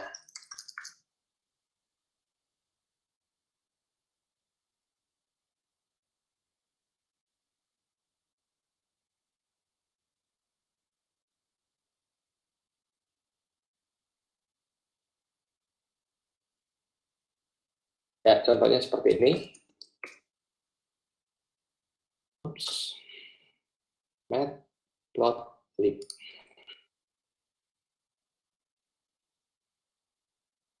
Ya, jadinya contohnya seperti ini. Nah, ini kenapa blur? Karena gambarnya kita kecilkan tadi. Nah, biar bagus sebenarnya Bapak Ibu digedekan ya. Sebenarnya saya gedekan ini, tapi kan lama gitu jadinya. Jadi silakan di eksperimen realnya, nanti mungkin ada yang kolaborasi dengan rumah sakit atau gimana kan bisa apa namanya punya waktu gitu untuk nge-training. Nah, ini kan kita apa namanya tutorial ya, jadi saya kecilkan gambarnya. Oke, nah jadinya nanti seperti ini, kita bisa cetak data yang pertama sampai dengan data yang terakhir gitu. Totalnya tadi kan ada 414182 ya, berarti itu X yang ke-81 kita cetak. Nah, ini yang terakhir. Labelnya apa kira-kira? Ya, kita cetak aja print labelnya yang Y ke-81 itu apa? Labelnya adalah 1. Nah, 1 di sini adalah COVID gitu. Contoh. Nah, Bapak Ibu juga bisa coba cetak ya, dicetak semua misalnya ini COVID normal dan seterusnya. Ya, channel YouTube-nya youtube.com/bisa.ai. Ya, silakan diakses. Kita tiap hari ada tutorial baru.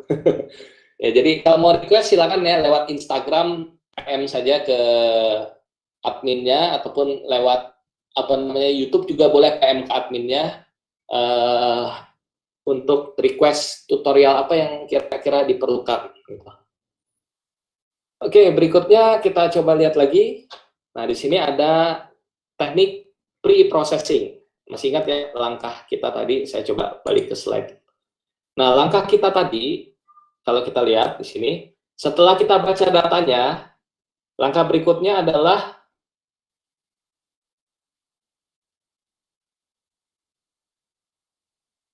langkah berikutnya adalah kita lakukan pre-processing data. Nah, pre-processing data itu sebenarnya apa namanya?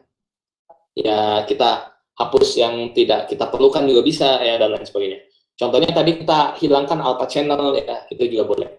Nah, ini kita lihat pre-processing datanya, kita coba bagi menjadi kita skip ya di sini. Kita coba lanjut ke pembagian data latih dan data uji.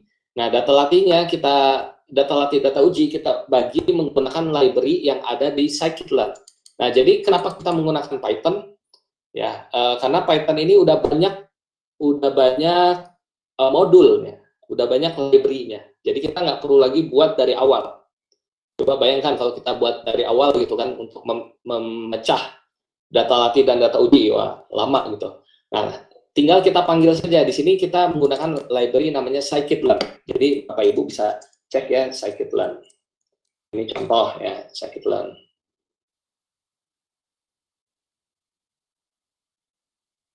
Ya, nah jadi scikit-learn ini biasanya library untuk machine learning, library untuk text pre-processing, klasifikasi, clustering, pemodelan ya, dan lain-lain. Ini lengkap sekali library yang ada di Python namanya scikit-learn. Ya. Kemudian kita coba pisahkan dengan fungsi namanya trend test split. Ya, kita pisah dengan fungsi trend test split ya, di mana data apa namanya? Data X dan Y-nya akan masuk. X-nya tadi adalah data X-ray yang sudah kita ubah dalam bentuk array, dan Y-nya adalah data labelnya gitu. Tadi kan saya cetak contohnya seperti ini. Nah, ini datanya dan labelnya apa gitu ya. Prinsipnya neural network nanti akan masuk datanya masuk, labelnya udah nunggu di belakang, YI-nya apa. Dan kita akan melakukan prediksi YP, seperti itu. Nah, kalau kita lihat berikutnya adalah kita bagi, apa namanya, test size-nya ukurannya adalah 33%, ya. Boleh 10% ya, silahkan, tergantung Bapak Ibu. Nah, berikutnya adalah kita coba datanya ini, ya, kita tipenya adalah float, ya. Kemudian kita bagi dengan 255. Kenapa? Karena tujuannya adalah, kalau kan nilai pixelnya kan 0 sampai 255. Nah, kalau kita, apa namanya, ya enggak sih, kalau misalnya RGB ya, kalau ini kan apa namanya, black and white gitu. Nah, misalkan kalau berwarna kita ubah jadi 255, nanti dia range-nya di antara 0 sampai dengan 1. Ya boleh ini dijalankan dan seterusnya. Nah, terakhir kita ubah menjadi kategorikal. Kenapa kita ubah menjadi kategorikal? Contohnya gini, misalkan nilainya itu adalah, nilai kelasnya itu adalah 1 atau COVID. Maka kalau kita ubah menjadi kategorikal, dia akan menjadi 0,1. Matriks vektor 0,1. Sementara kalau misalnya kelas labelnya 0, maka dia akan diubah menjadi 1,0 gitu. Nah, coba kita cek ya, contohnya Y test yang ke 0. Ya, seperti ini. Artinya ini labelnya adalah 0. Coba Y test yang ke 70 misalnya. Oh, out of range. Oke. Oh, Y test cuma dikit ya, misalnya 10. Nah, ini artinya labelnya adalah 1. Ini kategorikal. Ya, seperti itu. Nah, setelah kita lakukan pre-processing dan split data, langkah berikutnya adalah kita latih dengan model neural networks. Nah, neural networks-nya ini bisa dengan deep neural network dan convolutional neural network, ya bebas ya. Nah, di sini biar mudah ya, saya nggak pengen yang susah-susah. Kita gunakan library lagi namanya Keras ya. Jadi sebenarnya ada banyak library-nya untuk deep neural network, bisa dengan TensorFlow, dengan PyTorch dan lain-lain. Nah, di sini kita menggunakan high level-nya dari TensorFlow yang disebut dengan Keras. Kalau dengan TensorFlow, misalkan kita untuk membuat suatu DNN harus kita jabarkan misalnya X kali W-nya tambah dengan bias. Nah, kalau di Keras itu tidak perlu lagi. Ya, jadi Bapak Ibu bagi yang baru gitu kan, menurut saya cocok belajar dengan library-nya Keras. Ya. Oke, kita coba lihat di sini. Program ini adalah untuk membuat arsitektur dari model kita. Ya. Nah, ini kan kita latih ya dengan neural network. Nah, tapi neural network-nya tipenya apa? Di sini tipenya adalah convolutional neural network. Ya. Data X-ray tadi akan kita masukkan ke dalam arsitektur CNN. Nah, CNN-nya seperti ini. Ya. Arsitekturnya seperti ini. Di mana kalau kita lihat langkah awalnya, ya kita import dulu ya library Keras ya. Ini Keras ini running di atas TensorFlow. Nah, kita panggil model sekuensial. Kenapa sekuensial? Karena deep learning prinsipnya sekuensial. Dari suatu layer, kirim ke layer berikutnya, kirim lagi, kirim sampai dengan klasifikasi. Seperti itu. Nah, berikutnya adalah, nah di sini kita panggil layer sekuensial. Nah, sekuensial ini artinya kita membentuk arsitektur yang udah siap sequence, ya, seperti itu. Nah, kemudian berikutnya, layer kita, model kita sudah sequence. Berikutnya kita tambahkan apa namanya, layer konvolusi. Ya. Layer konvolusi di mana tadi sudah saya jelaskan ada konvolusi, ada pooling. Sama di sini juga konvolusi, pooling, sama kan hasilnya? Konvolusi, pooling, ada lagi di sini konvolusi, pooling. Hasilnya adalah bottleneck. Nah, bottleneck-nya di mana? Bottleneck-nya di daerah sini. Ya. Nah, kernelnya berapa? Ini bisa kita ganti. Tadi saya sebutkan kan 5x5 ya. Boleh. Ini tadi 3x3 juga boleh ya. Nah, fungsi aktivasinya bisa kita masukkan value di sini. Tadi ada pertanyaan dari siapa ya, Pak Ade ya kalau nggak salah. Nah, kemudian input shape-nya ini masuknya berapa gitu kan. Kalau bisa ya tinggi gitu, jangan 70x70. Eksperimen realnya harus ukuran gambarnya gitu. Nanti kan dilakukan ekstraksi fitur juga, jadinya jadi lebih ringan gitu hasilnya. Nah, sampai sini ini adalah, sampai sini yang saya arsir ya, ini adalah fitur extraction, automatic fitur extraction. Kita melakukan ekstraksi fitur gambar, ya kita ekstraksi dengan layer konvolusi dan pooling. Cara kerjanya tadi sudah saya jelaskan sekilas ya. Nanti kita buat sesi khusus untuk CNN ya. Nah, setelah itu kita jadikan flat. Kita flatkan, jadinya dia klop dengan deep neural network. Nah, di sini masuk deep neural network. Hasilnya nanti di sini dia sudah bisa melakukan klasifikasi. Oke. Nah, ini baru perancangan arsitektur. Intinya adalah dari sini sampai nggak bisa undo. Ini saya hapus dulu. Oke. Nah, dari sini ya sampai dengan sini ini adalah pembuatan arsitektur ya, seperti itu. Nah, coba kita running. Nah, ini sudah dibuat. Nah, kita perlu compile ya. Kemudian kita compile ya, misalkan ini dengan apa namanya konfigurasi lainnya, ada learning rate, momentum gitu kan, loss function ya, kita masukkan. Nanti untuk belajar lebih lanjut kita akan coba buat channel khusus convolutional neural network ya, kita bahas tuntas gitu. Nah, berikutnya kita nah sampai sini ini sudah kita compile, artinya arsitekturnya sudah ada loss function, sudah ada optimisasinya dan lain-lain ya. Nah, sampai sini langkah berikutnya adalah kita latih dengan apa namanya? Dengan data latih kita. Ya, data latih kita yaitu X-train dan labelnya Y-train gitu. Dan kita bisa lakukan validasi juga. Kita coba latih. Ya, seperti ini contohnya. Nah, tapi gini, ini masih bisa kita optimasi ya. Dari sisi gambarnya terlalu kecil. Mungkin perlu kita tingkatkan. Ini boleh Bapak Ibu tambahkan dengan data sendiri ya. Saya nggak punya datanya. Silakan Bapak Ibu cari sendiri datanya atau kerjasama dengan rumah sakit mungkin bisa ya, dan lain-lain. Kemudian kita coba, nah ini proses sampai dengan sini, ini adalah training ya. Intinya kalau ada fit, kita lihat lagi arsitekturnya. Kalau ada fit itu artinya proses trainingnya dimulai. Jadi tadi buat arsitektur, compile, dan kita training. Hasilnya menjadi model cerdas ya. Model cerdasnya di mana? Yaitu di model ini. Ini sudah cerdas, dia sudah bisa menerima input berupa gambar, tapi gambarnya kita ekstrak lagi ya. Gambar dan menghasilkan prediksi berupa labelnya COVID atau tidak COVID, seperti itu. Nah, kita latih, setelah dilatih selesai, nah kita coba evaluasi ya. Nah, ini akurasi yang didapat 96%. Gitu. Kemudian kita prediksi ya.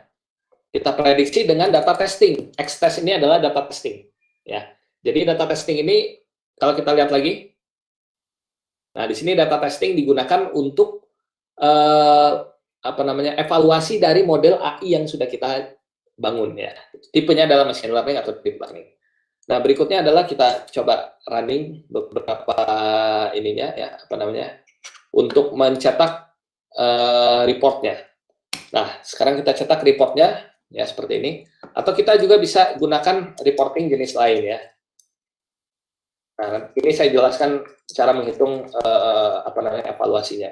Misalnya kita menggunakan confusion matrix. Ya.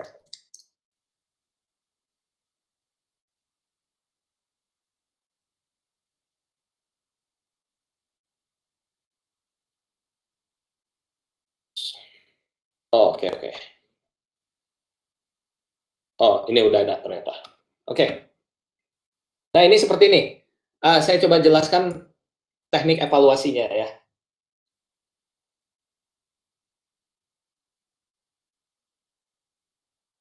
Oke, nah di sini hasil evaluasinya seperti ini. Mungkin kita bisa bahas teknik evaluasi tadi ya. Saya skip.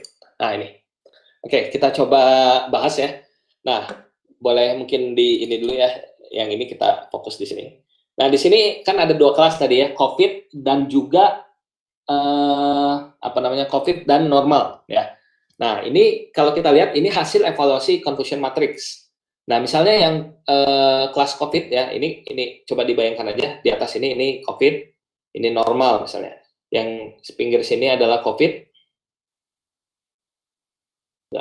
muncul ya kursornya. Ini COVID, yang bawahnya normal. Ya, confusion matrixnya seperti itu.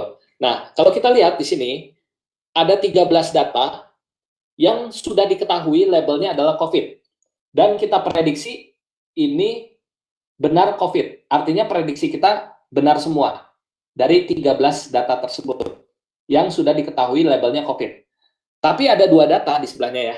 Ada dua data yang kita sudah ketahui labelnya adalah COVID, tapi kita salah prediksi normal gitu.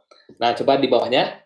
Nah, dari 13 data yang ini pojok kanan bawah, dari 13 data ini sudah kita ketahui ini adalah normal dan benar diprediksi normal.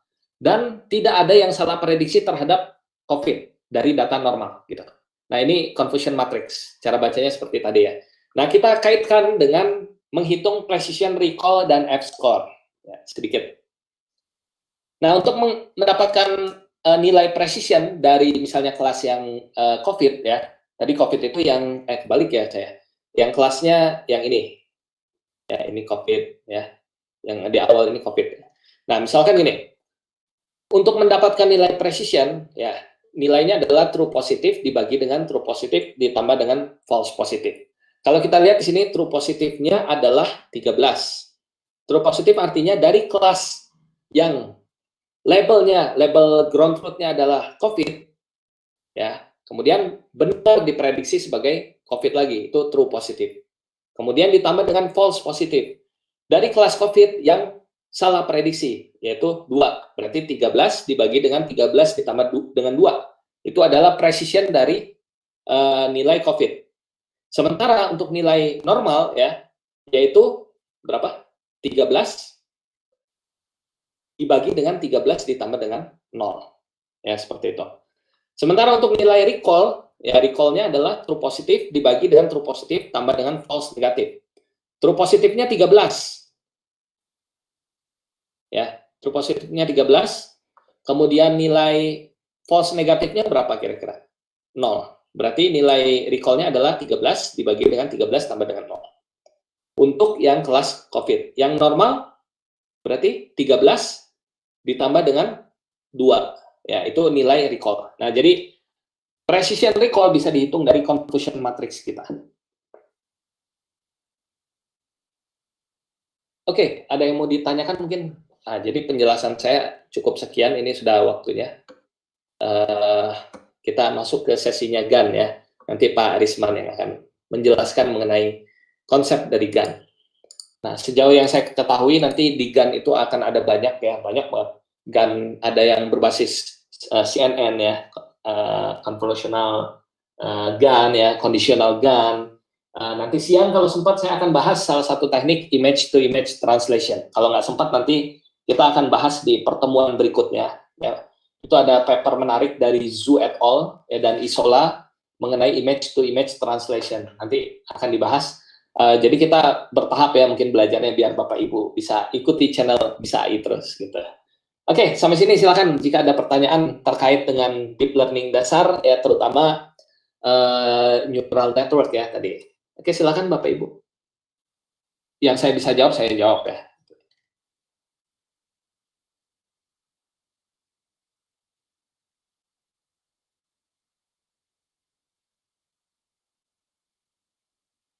Ya, udah saya infokan tadi ya, file PPT-nya tidak saya share. Jadi silakan nonton YouTube. Jadi biar YouTube-nya Bisa AI juga populer. Boleh diinfokan ke teman-teman yang lain, mungkin adik-adik mahasiswa gitu kan, yang lagi belajar, boleh subscribe channelnya Bisa AI, biar apa namanya, kita juga jadi populer dan banyak buat konten ya. Bapak Ibu jika ada request ya terkait riset, kemudian tutorial ya mengenai AI, apapun jenis AI-nya silakan request ya, mau ke arah computational biologi, kemudian ke arah ontologi, silakan request. Tapi seputar AI ya, seputar AI. Request saja lewat Instagram ataupun lewat apa namanya channel lain. Kita nanti admin kita akan forward ke bagian terkait, jadi kita bisa buat konten di ke arah yang Bapak Ibu inginkan. Gitu. Oke, saya coba bahas dulu pertanyaannya. Nah, ini dari Daniel ya. ada nomor WA untuk bisa PM, silakan WA di grup ya, boleh. Di sana ada adminnya CP kantor, silakan boleh di chat ya, CP kita. Oke, saya coba jawab dulu ya mungkin ya. Ini setelah ini mungkin langsung kita mulai sesinya Pak Risman ya. Ada beberapa channel bisa, apakah semuanya free? Ya, yang di YouTube ya free, silakan. Akses saja free semua. Kemudian dari Daniel, permisi mau tanya apa yang terjadi jika layer konvolusionalnya ditambah? Ya, nah iya bisa jadi overfitting. Solusinya gimana? Ada banyak, ada teknik namanya drop out. Drop out sudah dibahas oleh Pak Ilyas, silahkan disimak di channel kita, roundtable yang kelima. Kemudian apakah gambar yang di Google Drive bisa di-share? Oh silahkan ikuti tutorialnya yang tadi. Saya nggak bisa share gambarnya ya, kan nggak boleh. Download sendiri aja Bapak atau Ibu ya. Kemudian overfitting kelebihan, oke, ya ini sudah dibahas juga di channelnya Pak Ilyas, jadi biar Bapak Ibu nonton ya. Gitu. Saya sudah nyoba image X-ray COVID di Kaggle, cuman terlalu overfitting. Kasih batch normalization, dropout, dan teknik lainnya. Epoch itu apa? Epoch itu adalah perulangan, iterasinya. Ada nomor WA untuk bisa PM, silakan ke nomor admin. Apakah metode neural network bisa menggunakan library scikit-learn? Bisa, ada library-nya, tapi terbatas ya, silahkan dipakai. Ini kan untuk klasifikasi, untuk generatif model yang lebih dasar dari GAN mungkin. Nah ya, nanti akan dibahas oleh Pak Risman ya. Jadi biar materinya tidak ini, jadi saya nggak bahas generatif model. Nanti Pak Risman akan menjelaskan generatif model. Jadi klasifikasi itu hari ini klasifikasi karena saya sudah sampaikan di awal, rata-rata juga banyak yang baru belajar. Jadi saya coba dari basic deep learning. Untuk fungsi aktivasi, apakah kita menentukan jenis fungsi aktivasi? Ya, kita bisa menentukan sendiri berdasarkan karakteristiknya. Misalkan softmax tadi untuk memilih probabilitas yang paling besar dari kelas ya. Kemudian sigmoid untuk mendapatkan range di antara 0 sampai dengan 1. Sign function ya, step function juga ada karakteristiknya. Kemudian MLP classifier di scikit-learn perlu pakai activation function apa? Sigmoid juga bisa ya. Besarnya, kita bisa nggak buat sendiri fungsi aktivasinya? Bisa, silahkan Bapak Ibu. Didefinisikan sendiri aja, misalnya def function X misalnya. Apa isinya? Kan itu sebenarnya hanya menerjemahkan, menghitung nilai input, dan menghasilkan nilai output. Besarnya epoch, pengaruh ke akurasi kan kita bahas di sesi backpropagation nanti di akhir bulan ini. Ya, ada 3 kelas normal, kelas pneumonia, kelas COVID. Apakah perbedaan jumlah data di kelas COVID-19 bermasalah? Ya, jadi ini ada teknik namanya undersampling ya. Kita sampling data yang paling merepresentasikan dari 1000 data ini, sehingga dia akan menghasilkan data 100 data. Ya sebenarnya ada banyak tekniknya ya. Kita nanti buat kelas baru aja untuk sampling. Ya mungkin sudah saya jawab semua ya pertanyaannya. Jadi karena sudah masuk sesinya Pak Risman, jadi untuk sesi pre-event pada hari ini kita akhiri sampai di sini. Bapak Ibu jangan lupa untuk subscribe channel kita di youtube.com/bisai maupun di instagram.com/bisa.ai. Nanti akan ada banyak pemateri lainnya yang bercerita mengenai teknologi yang masing-masing dikuasai. Jadi subscribe channel kita untuk mendapatkan informasi lebih lanjut. Ya baik, kita sudah kedatangan Pak Risman. Jadi saya akhiri sesi saya pada hari ini. Terima kasih Bapak Ibu atas kehadirannya. Mohon maaf jika ada kesalahan dan kekurangan. Boleh dilihat kembali rekamannya di YouTube kita. Itu saja mungkin dari saya. Terima kasih. Saya tutup. Wassalamualaikum warahmatullahi wabarakatuh.